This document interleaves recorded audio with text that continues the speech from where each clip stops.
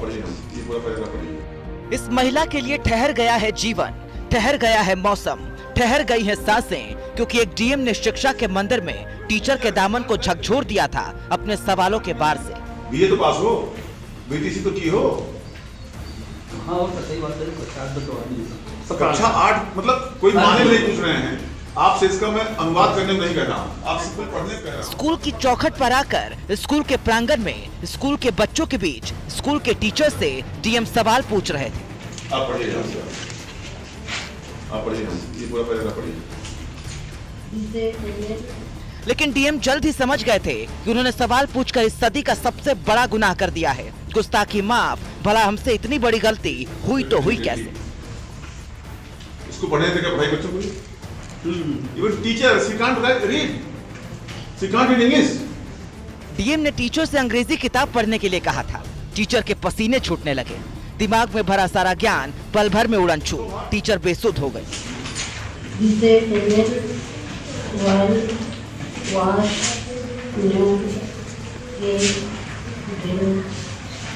She should be suspended immediately. Teacher ने आगे आकर पढ़ने की कोशिश भी की ताकि डीएम का गुस्सा थोड़ा कम हो सके, लेकिन बात हाथ से निकल चुकी थी। टीचर ने डीएम के आगे हार मान ली, दिल पर पत्थर रखकर कह दिया, हम आपके गुनहगार हैं, हमें माफ करो, हमें अंग्रेजी नहीं आती। So what? बीए तो पास हो, बीटीसी तो की हो। हाँ वो तो सही बात है। कक्षा 8 मतलब कोई माने नहीं पूछ रहे हैं आपसे, इसका मैं अनुवाद करने में नहीं कह रहा हूँ, आप सिर्फ पढ़ने में कह रहा हूँ, तो आदमी पढ़ तो सकता ही है ना। उनको बुलाइए, कहा नहीं मैडम आप आइए। चश्मा चश्मा लीजिए।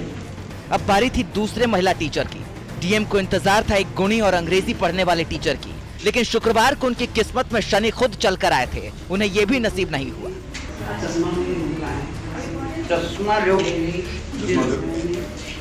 चश्मा लीजिए। इस महिला टीचर से जब डीएम ने पढ़ने के लिए कहा तो बगले झांकने लगी, एक मासूम बच्चे की तरह बहाना बनाया।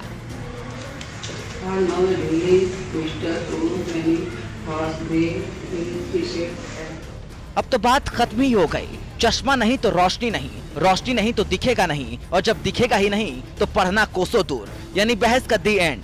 डीएम जी आप किसी और दिन आइएगा। बीए तो पास हो, बीटीसी तो की हो। हाँ वो तो सही बात है। कक्षा 8 मतलब कोई माने नहीं पूछ रहे हैं आपसे, इसका मैं अनुवाद करने में नहीं कह रहा हूँ, आप सिर्फ पढ़ने में कह रहा हूँ। लेकिन डीएम के सिर पर एक सनक सवार थी, महिला टीचर से अंग्रेजी सुनने की, लिहाजा उन्होंने जोर दिया। टीचर पिघल गईं, डीएम पर एहसान किया, आखिरकार पढ़ने की कोशिश की, मगर अंग्रेजी सुनने के लिए बेताब डीएम के कान तरस गए और डीएम बाबू थक हार कर अपने घर को लौट आए।